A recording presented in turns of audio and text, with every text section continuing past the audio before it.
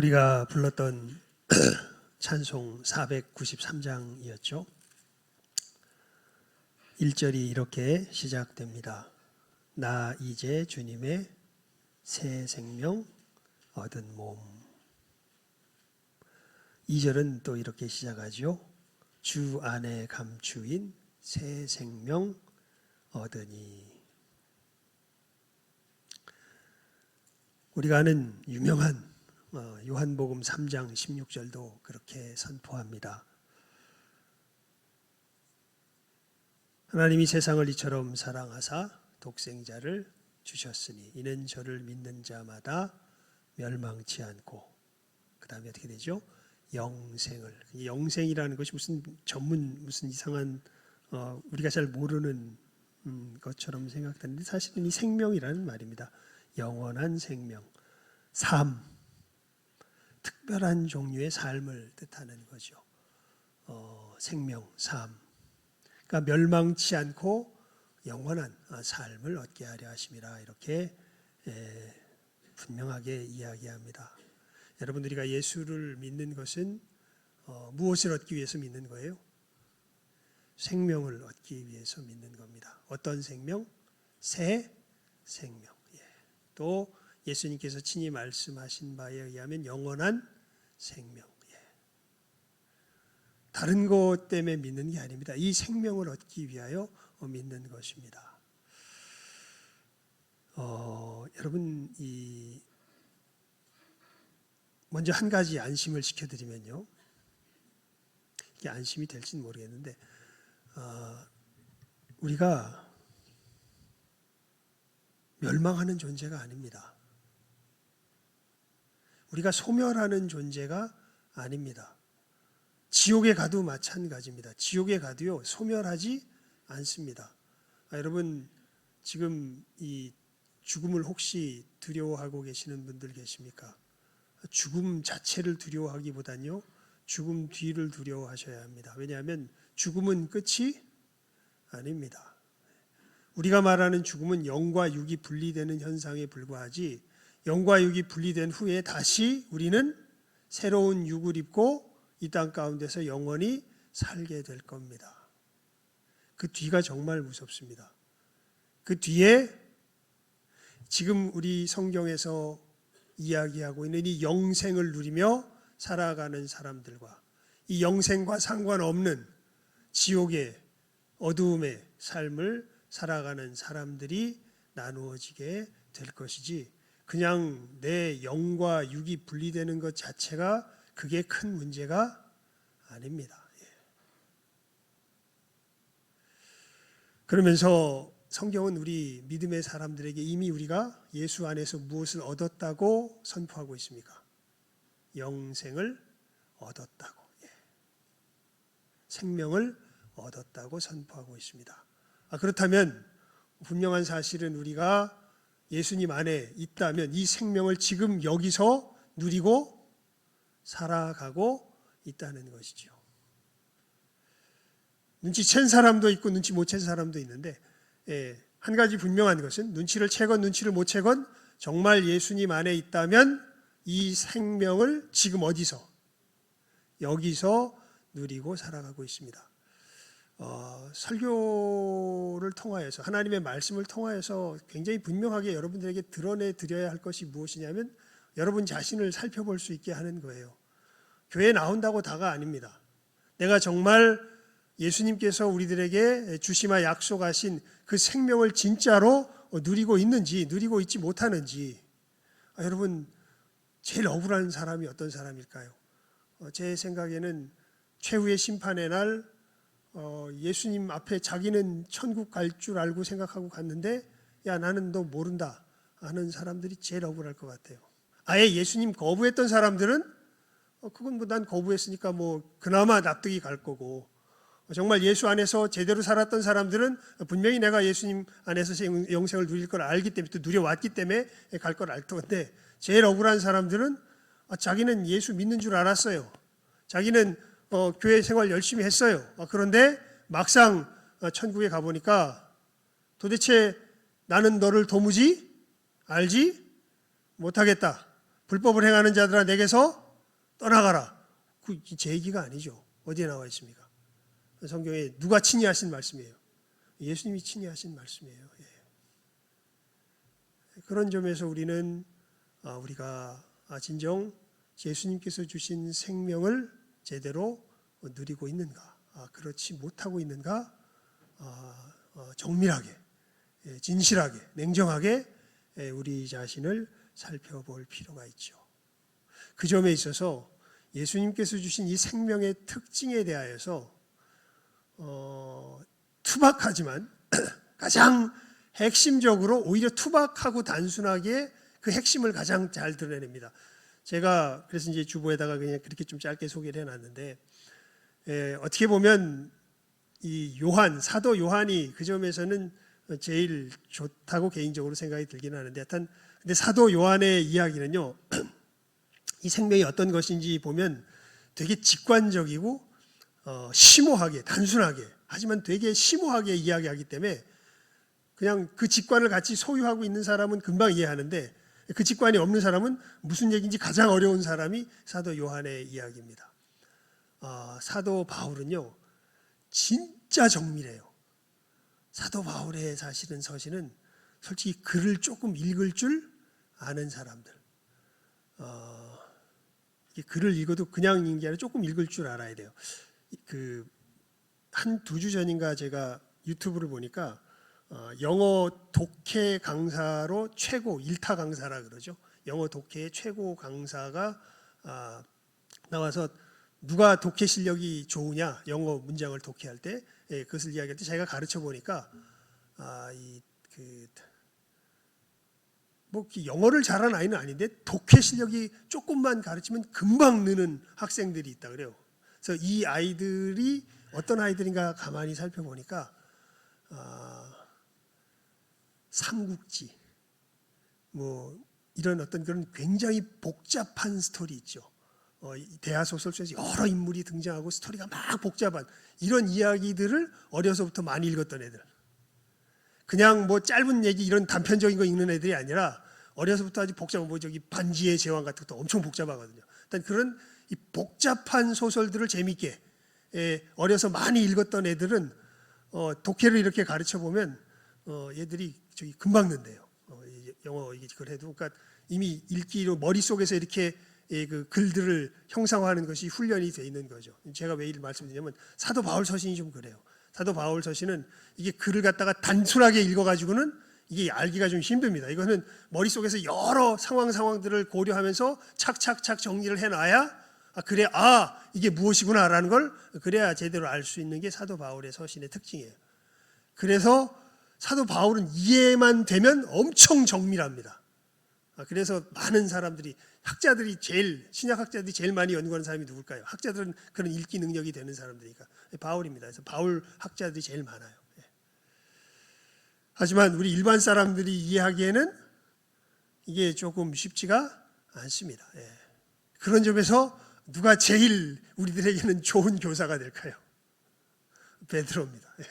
베드로는 단순하지만 투박하지만 그 핵심을 너무나 분명하고 확실하게, 뭔가 이렇게 정밀해 보이진 않아요. 읽어보면 약간 투박해 보입니다. 하지만 그 핵심 자체를 드러내는 데는 베드로만큼 확실하게 우리들에게 알려주는 사람이었습니다. 이 생명이 도대체 무엇이냐라는 것을 이야기할 때 아마 그 점에서 이 베드로 서신서를 읽으면 예수님께서 주신 생명이 이것이구나 라는 것을 우리가 굉장히 뼈저리게, 하여튼 이게 살갑게 우리가 아마 느낄 수 있을 것입니다. 그러면서 그 생명의 특징에 대해서 사실 오늘 말씀이 잘 이야기해 주고 있거든요.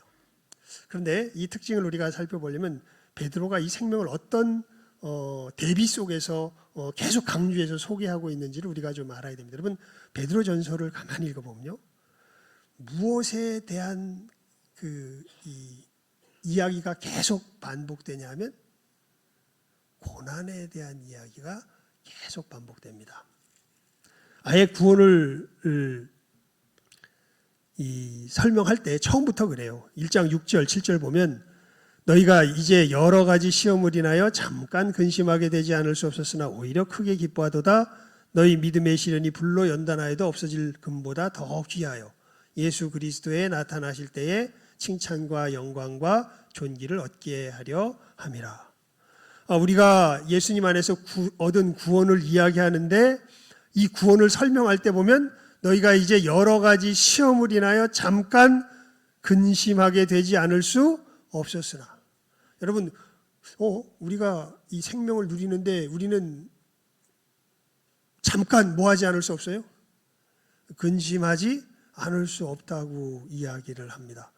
그리고 여러분들이 19절, 2장 19절, 우리 3장 폈으니까 2장 19절에서 21절 한번 읽어볼까요?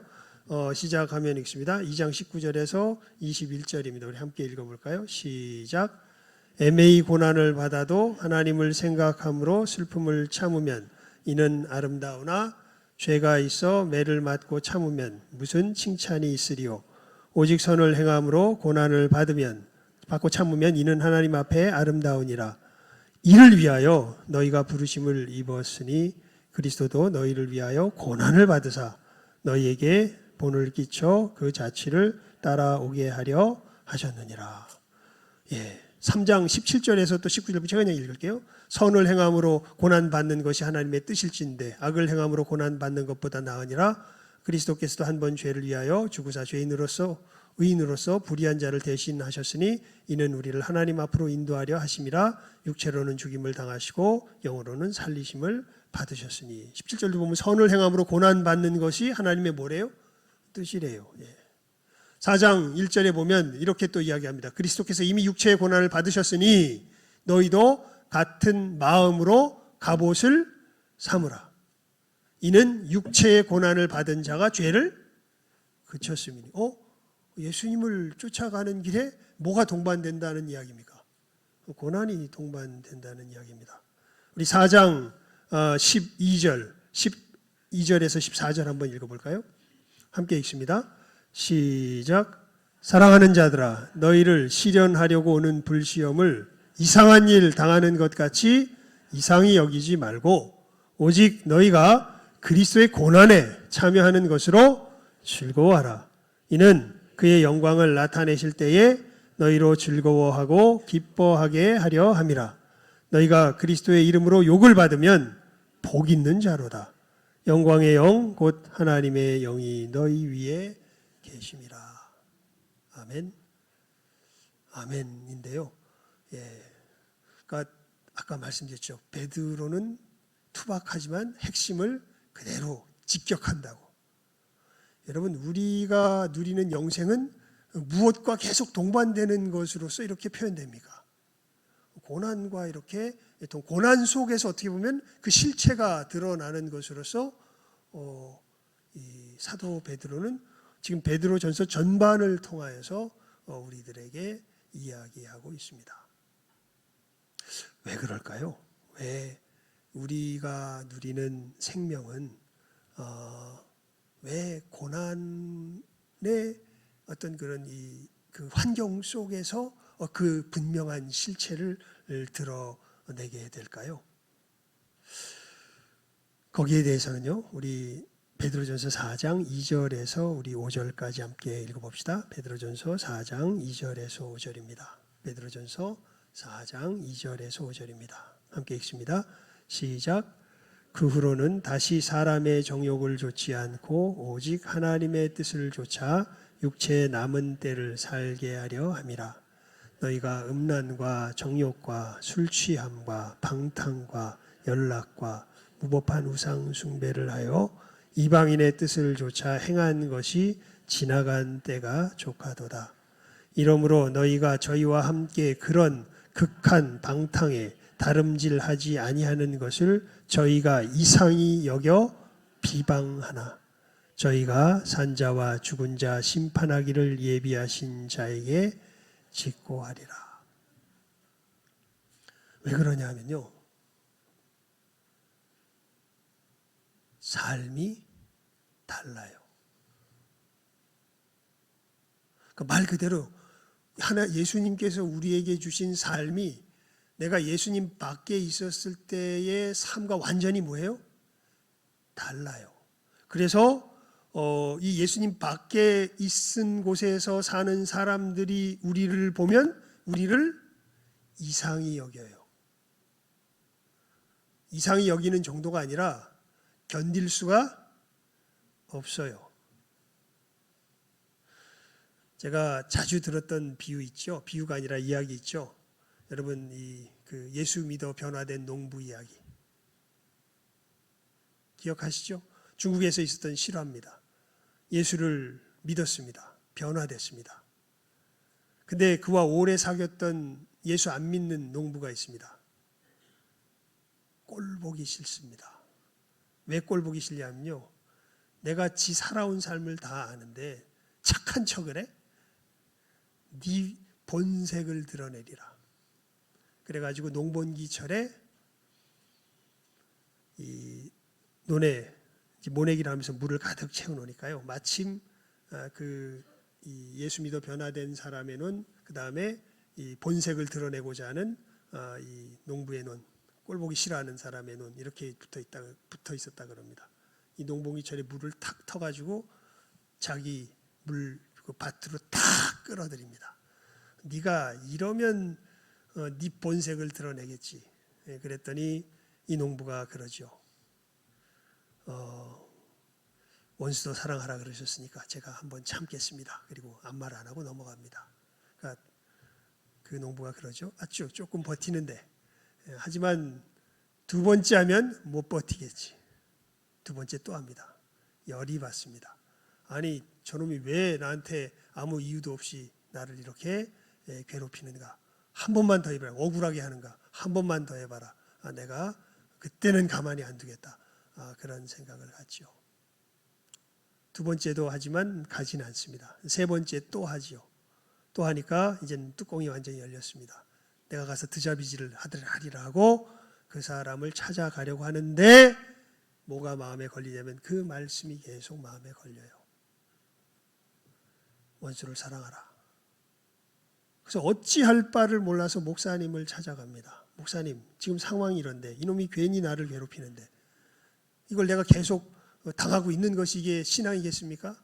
막 그 얘기를 하는데, 근데 왜 안 가서 드자비질 않느냐고. 그런데 원수를 사랑하라는 그 말씀이 저를 붙들어서 이거 도대체 어떻게 해야 될지 몰라서 목사님한테 왔다고 그렇게 이야기하죠. 그때 목사님이 그런 얘기를 합니다. 이때까지는 당신 사랑으로 사랑했으니까 이제 예수님 사랑으로 사랑하라고. 혹 데려갔다고 혹 붙이고 왔습니다. 무슨 얘기인가 더 몰라가지고 그때부터 이 사람이 기도하죠. 하나님, 목사님 얘기가 뭔지는 잘 모르겠는데 맞는 얘기 같긴 합니다. 근데 내가 어떻게 그럼 예수님의 사랑으로 저 사람을 사랑할 수 있겠습니까? 기도하는데 어느 순간 번뜩 머릿속에 떠오르는 생각이 있습니다. 이 골탕 먹이려는 농부가 이번에도 안 오니까 또 하려고 나가요. 이놈이 세 번째까지 버텨? 뭔가 변화된 것 같긴 한데 세 번째도 이제 한 요번에는 나오겠지. 꼴 보기 싫어서요. 그 가증스러운 모습이 꼴 보기 싫어서 요번에는 나오겠지 이러고 사실은 또 물고 틀어 또 나갑니다. 나가서 보니까 놀랍게도 자기 논에 물이 다 대져 있는 거예요. 그리고 보니까 위에 그 사람 논에도 물이 다 대져 있는 겁니다. 그래서 이 사람이 이 농부를 찾아갑니다. 네가 믿는 예수가 누구냐? 나도 믿고 싶다. 그러니까 여러분, 예수님을 영접하면 뭐가 바뀌어요? 삶이 바뀌어요. 그리고 이 삶은 누가 보기에 재수 없어요. 불신자들이 보기에 재수 없어요. 가증스러워요. 왜냐하면 착한 척하는 것처럼 보여요. 하나님을 경외하는 삶 자체가, 하나님이 있다라는 사실을 인정하는 것 자체가 그 영혼 깊은 곳에 어두움에 물들어 있기 때문에 이것 자체를 견딜 수가 없어요. 그래서 그것을 부인하고 싶어요. 그래서 망치고 싶어요. 그래서 예수님을 제대로 믿으면 뭐가 자연스럽게 따라올까요? 괴롭힘이 자연스럽게 따라오게 되어 있습니다. 그러니까 빛이 있으면 뭐가 오히려 확 드러나요. 다 다 그냥 어두침침하면 다 그런가 보다 이러고 살아가는데 뭔가 한 사람이 확 밝아버리면 옆에 뭐가 확 오히려 대조돼요. 어두운 것들이 대조되죠. 마찬가지 역사가 예수를 진짜 믿어서 걸어가게 되면 그 역사가 일어나게 됩니다. 그래서 뭘 받을 수밖에 없어요? 고난을 받을 수밖에 없어요. 그럴 때, 그러니까 이제 우리가 적대감 속에서 살아가게 되는 거죠. 그때 이제 그 상황 속에서 우리에게 진짜 생명이 있는지 없는지가 제대로 뭐 한다는 거예요? 드러나게 된다는 거예요. 그게 누구의 강조점이냐면 사도 베드로의 강조점이에요. 첫째 어떻게 드러나냐면요. 우리 오늘 말씀을 볼까요? 8절 말씀입니다. 3장 8절 말씀입니다. 우리 함께 읽습니다. 시작하면 읽습니다. 시작. 마지막으로 말하노니 너희가 다 마음을 같이하여 체휼하며 형제를 사랑하며 불쌍히 여기며 겸손하며. 여러분 오히려 이제 그런 상황을 통해서 우리도 어떻게 보면은 대조되어서 알게 돼요. 내 안에 누가 계시는구나. 하나님이 계시는구나. 그러니까 극한 방탕에 치달아가는 사람들, 쾌락을 쫓아가며 사실 우리도 넘어질 때 많이 있죠. 뭐 이렇게 이야기하지만 또 세상 이익을 탐닉하며 쫓아가며 참으로 불안해하며 하는 그 사람들, 그것이 전부인 사람들과 우리들은 그렇게 하면서 이제 우리 영이 살아 있으니까요. 아니야, 그렇게 살면 안 돼. 아니야, 내가 주의를 지켜야지. 내가 쾌락에 넘어가면 안 되지. 아니야, 그렇게 살면 안 돼. 라는 것을 우리들 속에서 느끼고, 이것이 몸부림치면서 싸우고 진짜 은혜를 받은 사람들은 이것을 이기면서 살아가니까 누가 보기에 눈꼴 사납고, 세상 사람들이 지가 뭐 그런 식으로 해도 어차피 우리는 거기에 뭉개져서 살아가야 되는데 뭐 아닌 척하고 살아가 이 가증한 놈아, 이러면서 이제 눈꼴 사나운 거 아니에요. 그런데 진짜 예수의 사람들은 그것을 하나하나 예수님 안에서 뭐 하기 시작해요? 이겨내기 시작하죠. 그럼 그 이겨내는 통로가 바로 우리가 이렇게 예배 드리고 하나님 앞에 은혜 받고 하는 거잖아요. 그러니까 이런 것을 통해서 하니까 저 미친놈들 주일날 뭐 하냐고, 놀러도 안 가고, 그러고 우리가 비방을 받고 있는 것이죠.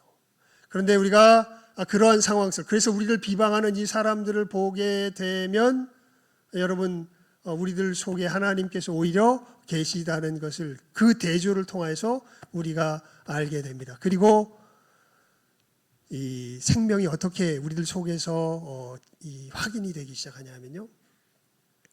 그런 사람들을 한마디로 말하면 어떻게 여기게 되냐 하면 우리 3장 8절 다시 한번 읽어볼까요? 마지막으로 말하노니 너희가 다 마음을 같이하여 체휼하며 형제를 사랑하며 불쌍히 여기며 겸손하며. 특별히 여기서 불쌍히 여기며를 잘 기억하십시오. 여러분, 그 사람들, 이 하나님을 거역하면서 그런 삶이 가능하기나 해 라고 우리를 비방하는 그 사람들의 자리에 사실은 누가 있었어요? 내가 있었잖아요. 그런데 누가 건져주셔서, 예수님이 건져주셔서 어떻게 된 거예요? 우리는 여기로 옮겨지게 된 거죠.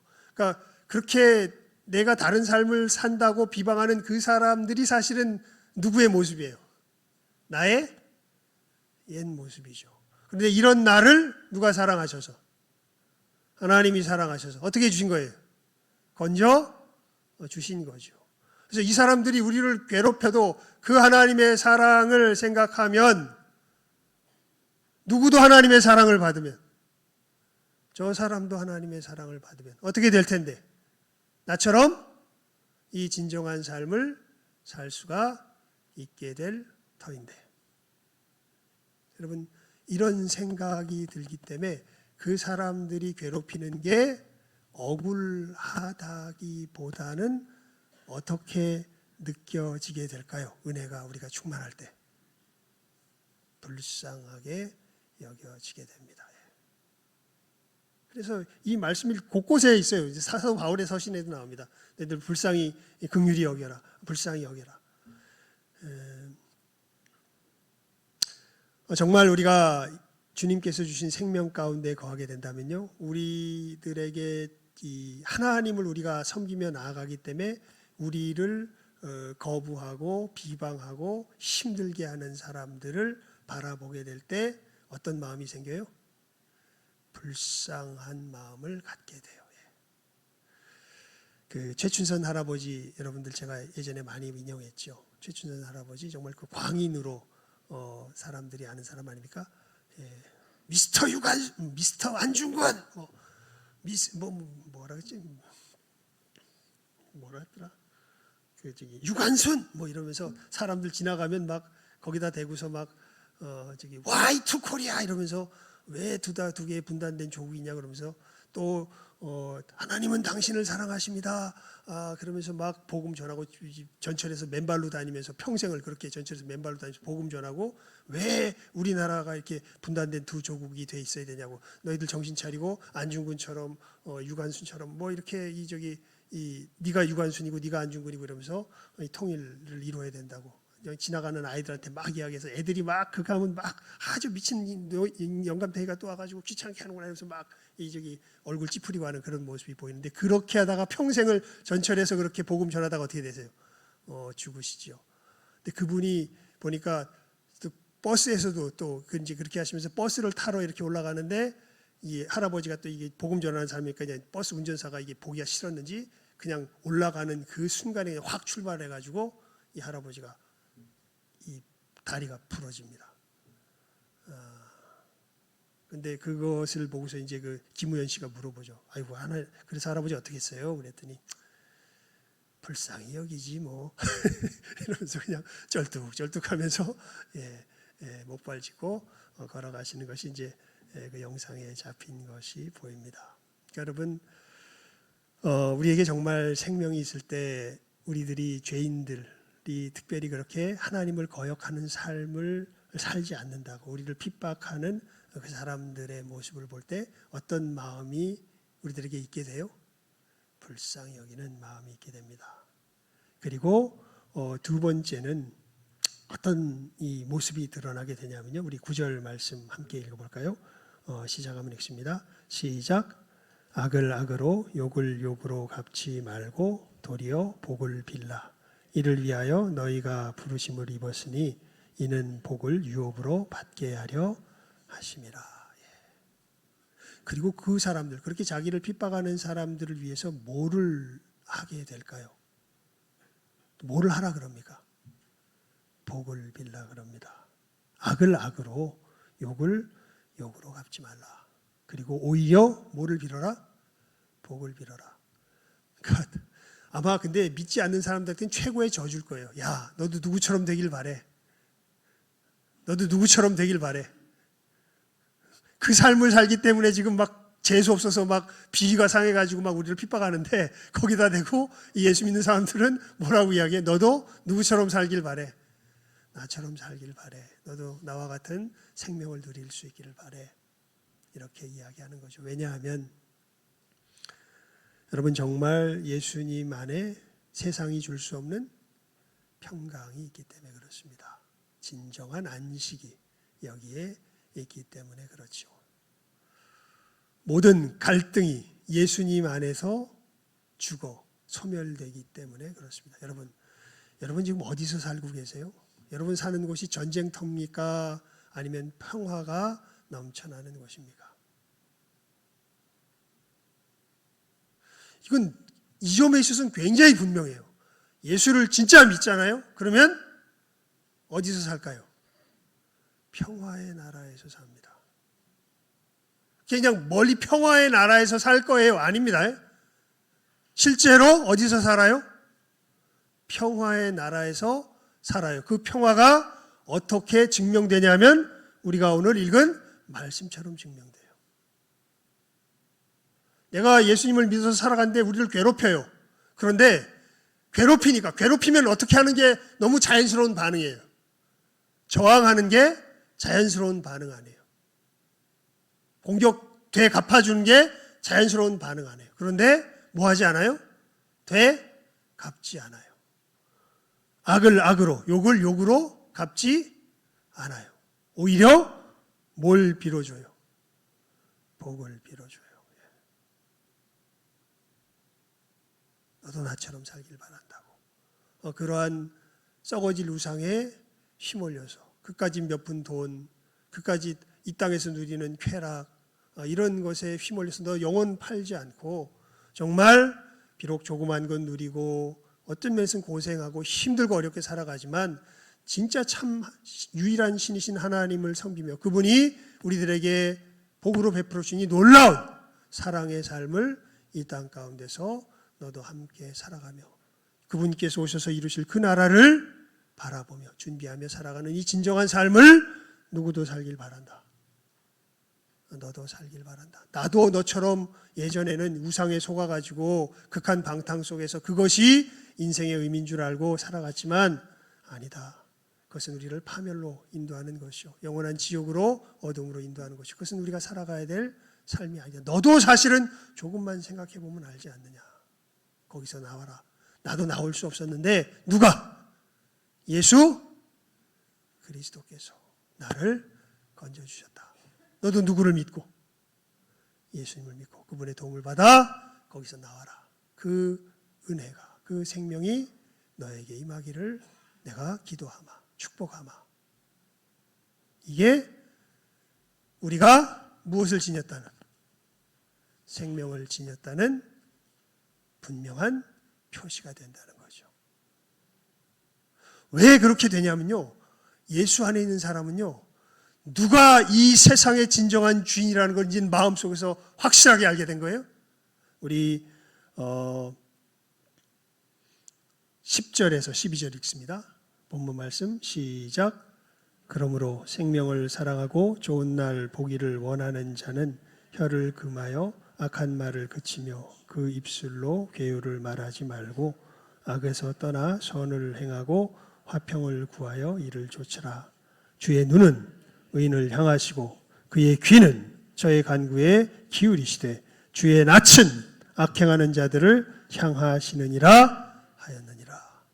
지금 이 세상의 진정한 통치자가 누구시라는 것? 하나님이시라는 것. 이게 예수를 믿어서 변화된 사람과 변화되지 않은 사람의 가장 근본적인 차이예요. 예수를 안 믿는 사람은요, 이 세상의 진정한 통치자가 누굴까요? 자기 자신입니다. 사람의 손입니다. 자기 눈에 느껴지는, 자기 손에 잡히는. 근데 예수 안에서 거듭난 사람들은 알아요. 아니, 이 눈에 보기에는, 이 귀에 들리기에는 그런 식으로 보일지 몰라도 진정한 유일한 통치자는 누구다? 하나님이시다. 그리고 그 하나님은 그의 눈은 누구를 향하시고 의인을 향하시고 그의 귀는 그 의인의 간구에 기울이시며 저의 낯은 누구를 향하시는 분이다? 악을 행하는 자들의 낯을 비추시는 분이다. 심판하시는 분이다. 라는 것을 뭐하기 때문에? 알기 때문에. 진짜 그렇게 펼쳐지지 않는다는 거예요. 여러분 세상에 살아가는 삶을 그래서 성경이 뭐라고 얘기하냐면 어두움에 거한. 여러분 어두움에 거하면 어떤 일이 벌어집니까?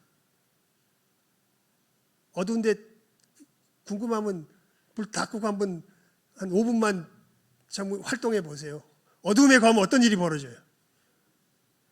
넘어지고 자빠지고 어마어마한 일들이 어디에 무슨 위험이 있는지 알아요, 몰라요? 몰라요. 빛에 거해야 저건 위험한 것, 저것은 안전한 것, 모든 것이 어디에 거해야 분별이 돼요? 빛에 거해야 분별이 돼요. 근데 지금 하나님을 알지 못하고 살아가는 삶을 성경은 어디에 거하는 삶이라 그래요? 어두움에 거하는 삶이라 그래요. 알질 못합니다. 뭐가 위험한지 뭐가 좋은지를 알질 못해요. 그냥 지 눈에 보기에 이게 좋다고 하는데 여러분 인생 오랜 세월 겪어온 분이실수록 아마 고백하지 않으실 수 없을 겁니다. 내가 그렇게 좋게 여겼던 것이 정말 내게 좋던가요? 고집이지. 좋지 않다는 걸 알죠. 나이가 들면서 각자 배우자를 향하여 보면서 어쩔 수 없이 체념하게 되는 부분들이 그걸 겁니다. 저렇게 하면 안 되는 거 뻔히 아는데 늘 어떻게 해요? 그렇게 해요. 그리고 몇 번은 젊었을 때 뭐 고쳐봐라 어쩌고 얘기하는데 나이 들면 어떻게 해야 돼요? 그러려니 해야 돼요. 말한다고 고쳐져요? 안 고쳐져요? 안 고쳐져요. 그러니까 그게 어디에 거하는 삶이에요? 그 영역에 있어서 어디에 거하는 삶이에요? 어둠에 거하는 삶 아니에요. 뻔히 알면서도 뭐예요? 그렇게 가요. 그게 우리들의 모습입니다.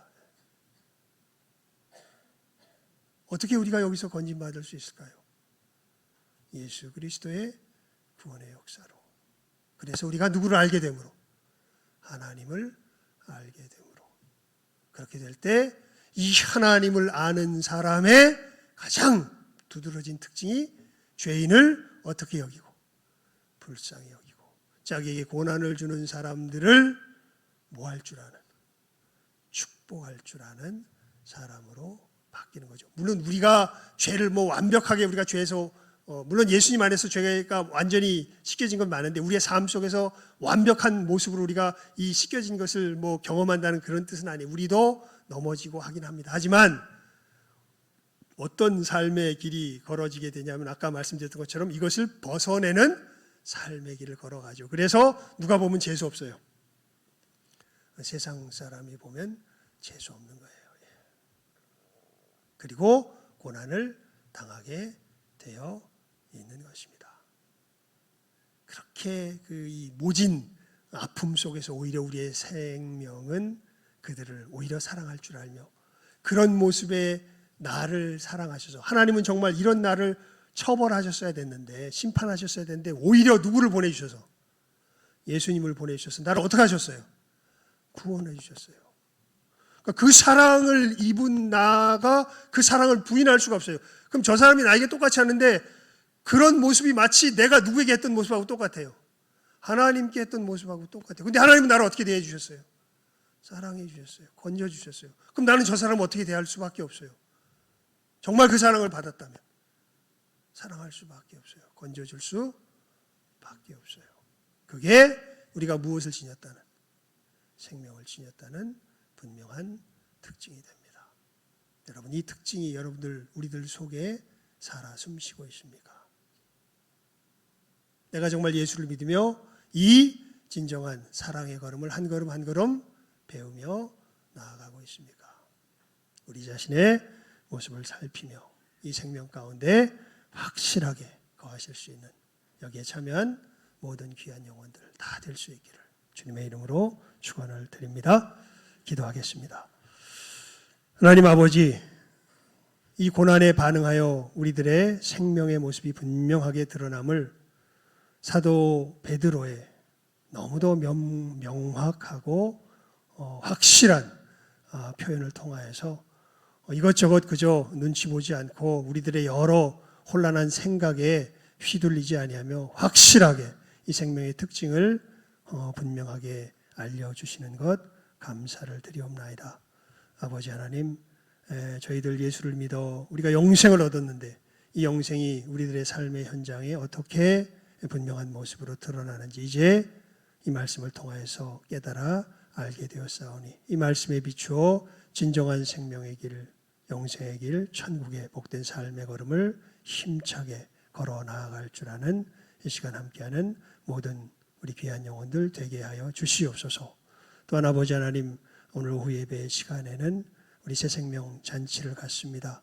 이 생명 가운데 같이 참여하기를 원하는 귀한 영혼들을 초청하여 저희들 그들에게 복음을 전하며 이들에게도 이 생명이 임하기를 간절히 소원하며 이 생명의 역사를 참으로 구하는 귀한 천국의 잔치를 갖습니다. 주께서 은혜 가운데 붙들어 주시고 주장하여 주시며 이 새 생명의 역사가 일어나는 복된 천국의 시간 되게 하여 주시옵소서. 모든 것 예수님의 이름으로 기도드리옵나이다. 아멘. 우리 찬송 507장 찬송드리며 준비한 예물 드리도록 하겠습니다.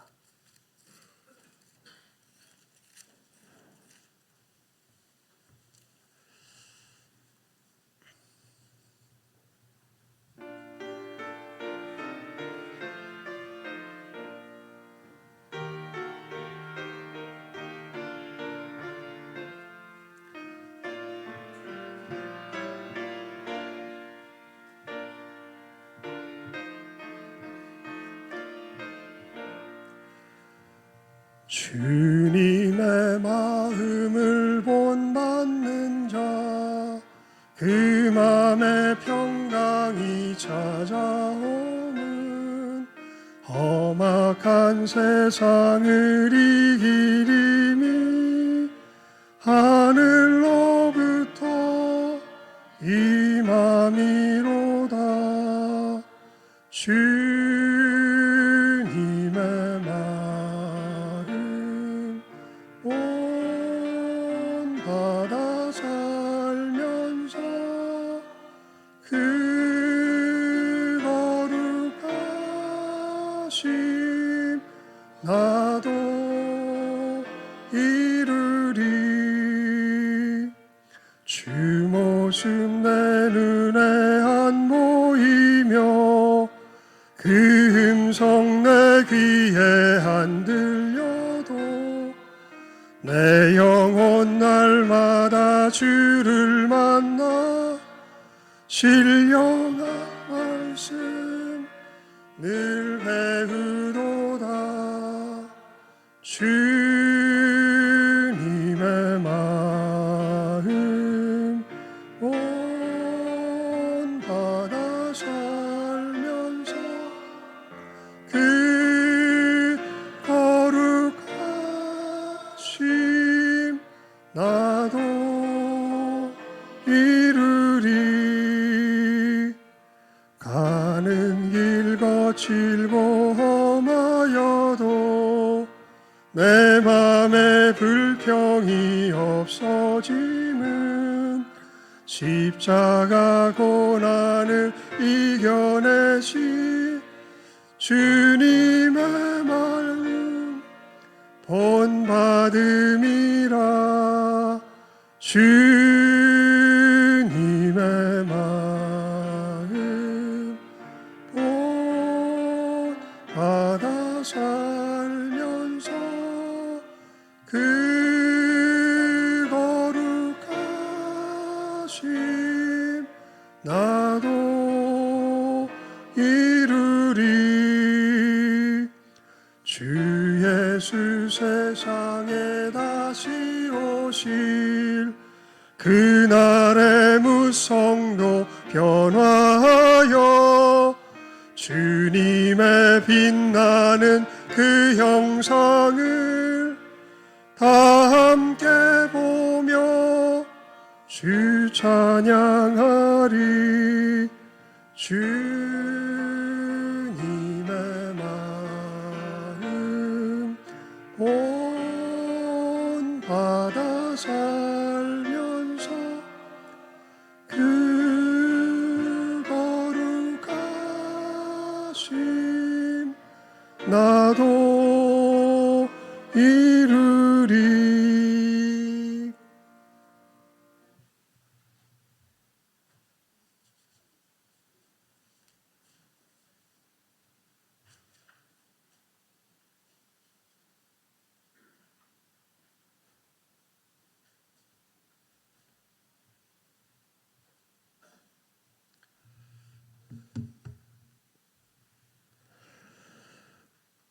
봉헌 기도드리겠습니다. 하나님의 말씀을 듣고 결단하는 봉헌의 시간을 갖습니다. 하나님, 저희들이 예물 드림과 같이 저희들의 믿음, 저희들의 마음, 주님의 그 씻기시는 보혈의 손길 앞에 드리는 결단이 있게 하여 주시옵소서. 하나님, 저희들이 이제는 세상의 생명을 가진 자가 아니라 주님께서 나누어 주신 주님의 생명을 가진 자 되었음을 분명히 믿을진데, 저희들 주님께서 분명하게 이 사도의 교훈을 통하여서 보여주신 진정한 생명의 걸음, 우리의 삶의 현장에서 한 걸음 한 걸음 능히 힘있게 내디며 디디며 전진하며 나아갈 수 있는 우리 모든 귀한 심령들 되게 하여 주시고, 그 일이 이루어지도록 늘 주님의 씻기시는 손길 앞에 우리의 마음을 내어드리는 결단이 있는 복된 이 봉헌의 시간 되게 하여 주시기를 간절히 바라옵고 소원하오며, 모든 것 예수님의 이름으로 기도드리옵나이다. 아멘.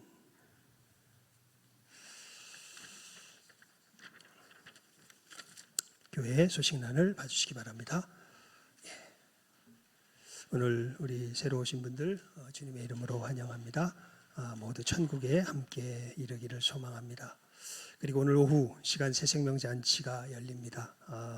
우리 또 한 6개월 동안 열심히 또 하나님 앞에 준비하며 씨름했죠.